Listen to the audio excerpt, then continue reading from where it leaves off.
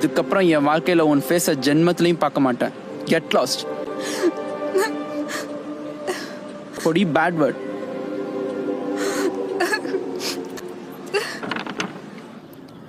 அவனுக்கு இன்னும் என் மேலே கோபம் அதிகமாகிட்டு தாண்டி இருக்கு. நேற்று அவன் கிட்ட சொன்னதெல்லாம் மறக்கவே முடியல. இன்னைக்கு நீ ரூம்குள்ளே வரும்போது நான் அவன்கிட்ட தான் பேசிட்டு இருந்தேன். நல்லா தான் பேசினான். அப்படியா? ஆமாடி, நீ நல்லா அந்த ஈகோவை கட்டிட்டாಳು. என்னடி சொல்ற? நீ இன்னும் உன்னோட கதையை அவன்கிட்ட சொல்லவே இல்லைல்ல? இப்போ போய் நான் சொன்னா இப்போ அவன் இருக்க பொசிஷனுக்காக தான் நான் வரேன்னு சொல்லுவான். அதுவும் இல்லாமல் இப்போ அவனுக்கு என் மேலே கோபம் ரொம்ப அதிகமாயிடுச்சு. அவனுக்காக தானே நான் இவ்வளோ பெரிய பொய்யே சொன்னேன். நான், அர்ஜுன், குணா, நீ, கோகுல் எல்லாரும் ஒரே கேங்காக தானடி இருந்தோம்.